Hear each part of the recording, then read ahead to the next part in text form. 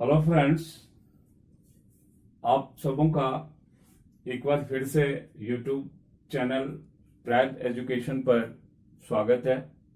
दोस्तों, जो हमारा पिछला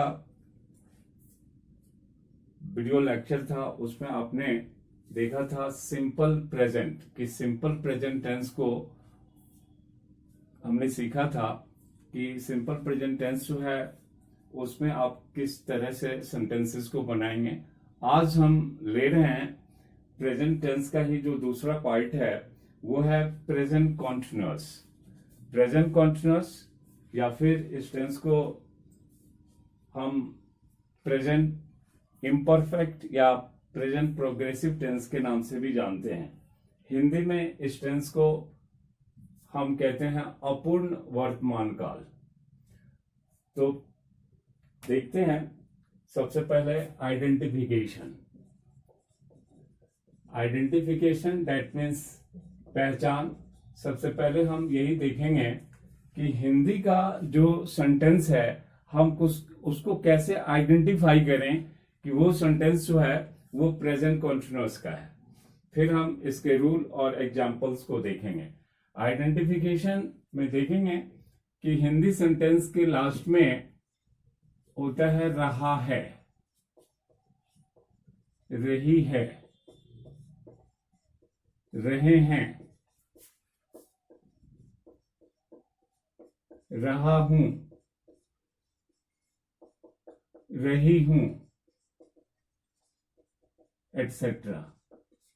मतलब जिस हिंदी सेंटेंस के लास्ट में रहा है, रही है, रहे हैं, रहा हूं या फिर रही हूं आएगा, वो सेंटेंस जो होगा वो प्रेजेंट कॉन्टिन्यूअस का होगा।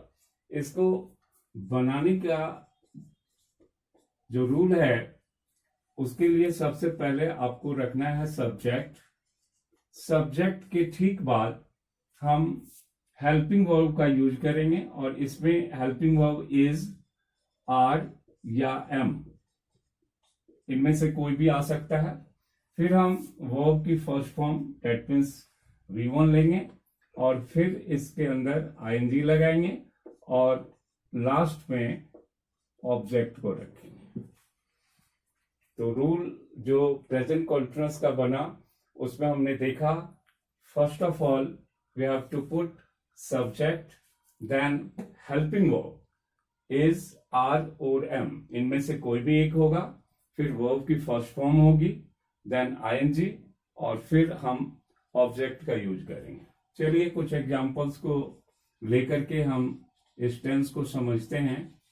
एग्जांपल्स, सपोज हमने लिया कि वह नदी में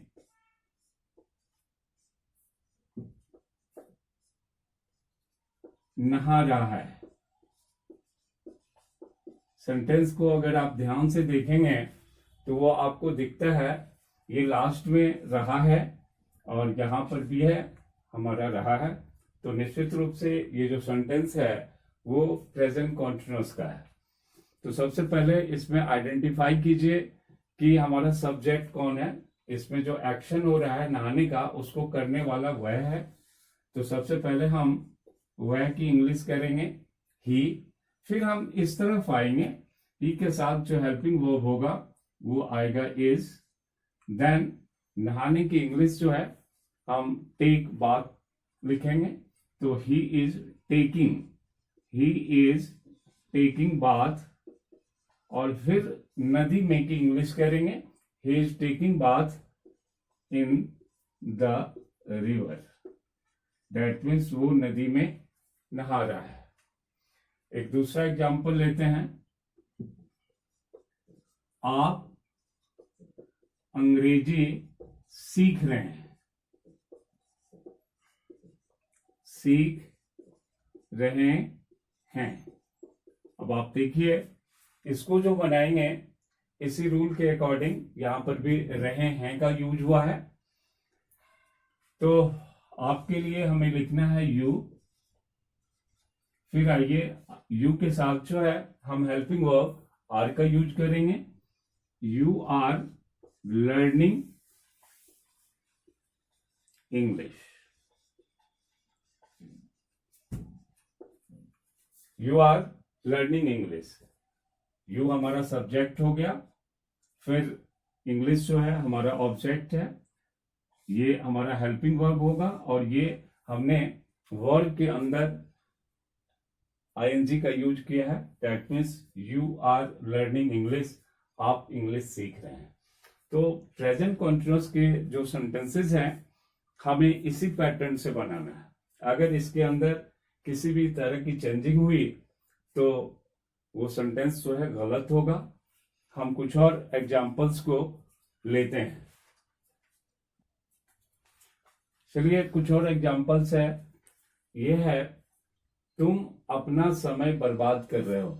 ये भी सेंटेंस होगा. लास्ट में आप देख रहे हैं रहे हो का हमने यूज किया है, तो निश्चित रूप से ये भी सेंटेंस जो है प्रेजेंट कॉन्टिन्यूअस का है. हम अगेन रूल के अकॉर्डिंग जो है इसकी इंग्लिश करते हैं. सब्जेक्ट, इस सेंटेंस के अंदर सब्जेक्ट जो है आप देख रहे हैं ये तुम का यूज हुआ है.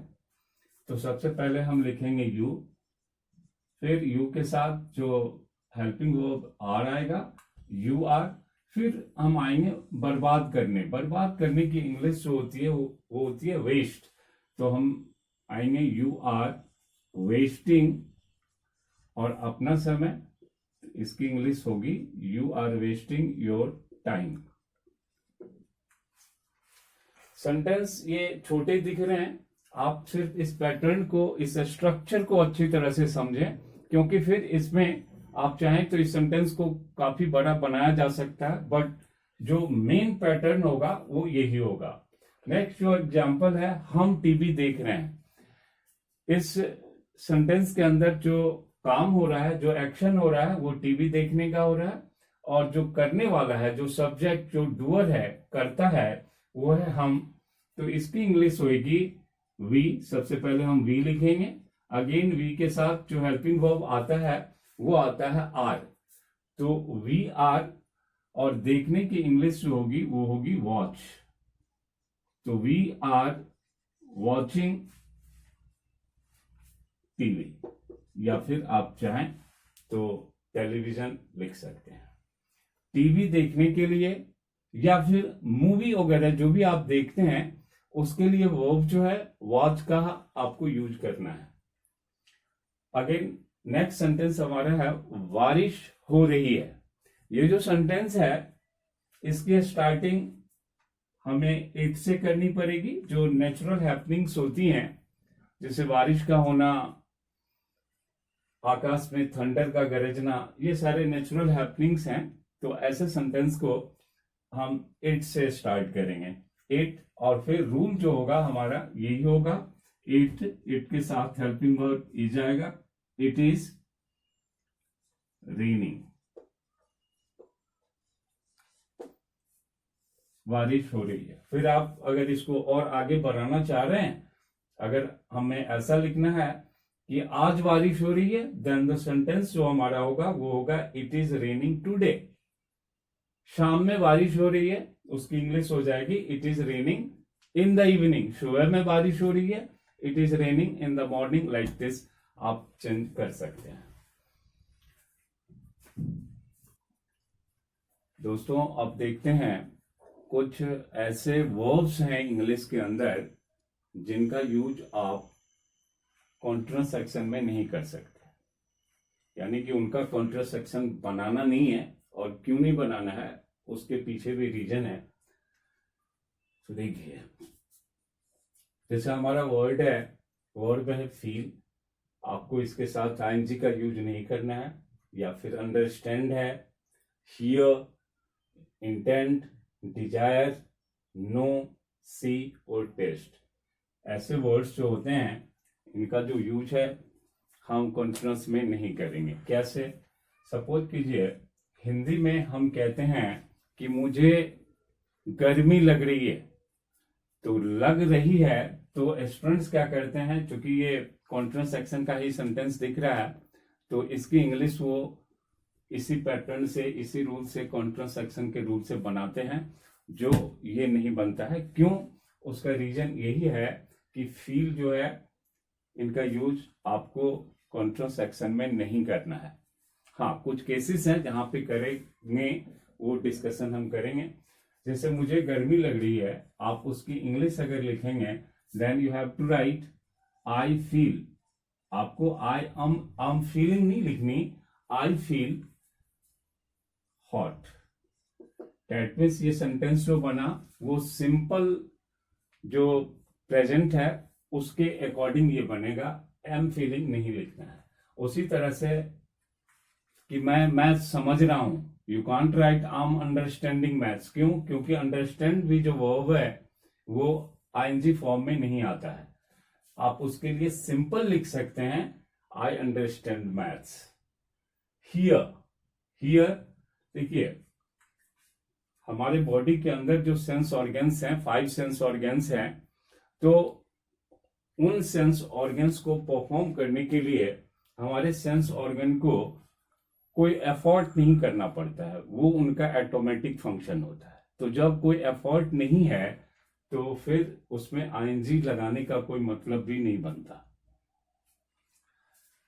सपोज हियर, हमारे कान अगर ठीक हैं तो हमारे आसपास जो अलग अलग टाइप की जो भी साउंड्स आएंगे उन साउंड्स को हम सुनेंगे ही। तो उसके लिए हमारे ईयर्स को किसी तरह का एफर्ट नहीं करना पड़ता, तो इसलिए हम इसके साथ जो है आईएनजी का यूज नहीं करते। सपोज सेंटेंस अगर होगा कि मैं म्यूजिक सुन रहा हूं, तो आप उसको ऐसा नहीं लिख सकते कि आई एम हियरिंग म्यूजिक। आपको लिखना होगा, अगर आप इसको कॉन्ट्रास्ट सेक्शन में बनाना है तो आप क्या कीजिए, हियर की जगह आप लिसन का यूज कीजिए।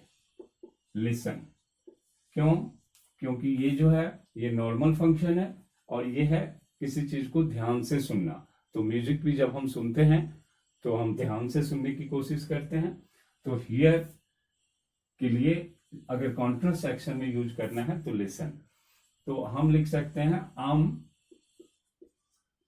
I'm listening to music।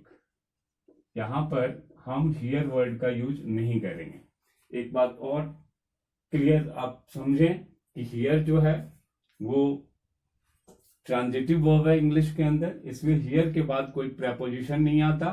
जबकि लिसन जो है इंट्रांजिटिव वर्ब है, और जब भी आप लिसन लिखें तो उसके बाद टू का यूज जरूर करें, जैसा कि यहां पर मैंने किया है, I am listening to music. Similarly intent, desire, know, see and taste, सबों के साथ जो है इसी तरह का केस बनता है। चलिए एक वर्ड हम सी से भी इसको देखें। सेंटेंस अगर है कि मैं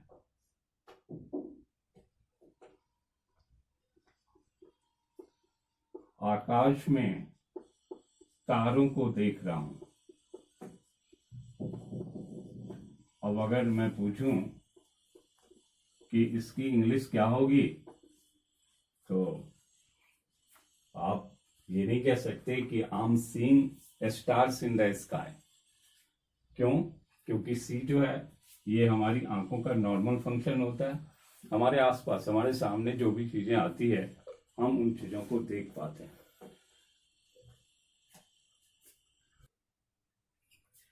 अब जैसे सेंटेंस है कि मैं आकाश में तारों को देख रहा हूं। अब देखिए, एक बच्चा अगर देखना के लिए यहां पर सी का यूज करना चाहेगा तो अगेन वो गलत होगा, क्योंकि सी का जब मतलब देखना होता है तो उस केस में इसका आईएनजी फॉर्म नहीं होता है।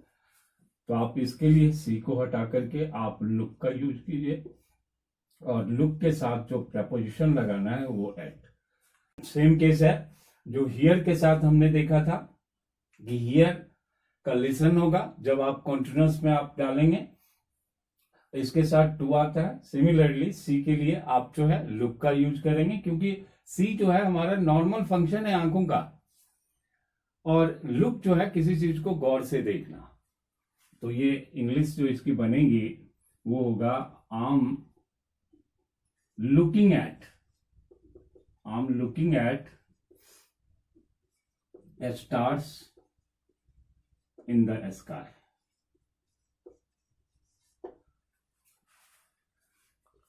तो दोस्तों मैंने कुछ एग्जांपल्स को यहां पर लिया है, बाकी के जो भी वर्ब्स बच गए आप इनका भी यूज जो है इसी तरह से, टेस्ट है, नो है, डिजायर है, इंटेंड है। इंटेंड का भी मतलब डिजायर रखना ही होता है। तो आप जो है इनसे taste, know, desire, intend and feel, know, that means understand, इन 5 वर्ड से अगेन जिस तरह से मैंने आपको यूज बताया है आप उसी तरह से सेंटेंस बनाने की कोशिश कीजिए।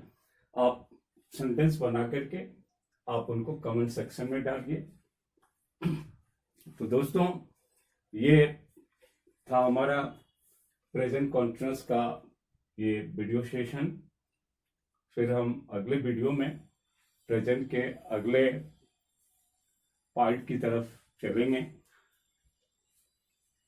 अगर ये वीडियो आपको अच्छा लगा हो, आपने कुछ सीखा है, तो आप इसको लाइक कीजिए, दोस्तों के बीच इसको शेयर कीजिए, सब्सक्राइब करें और साथ ही कमेंट सेक्शन में ये इन वर्ब्स से जो भी रिलेटेड आप सेंटेंसेस बनाते हैं आप उनको रखिए। Thank you.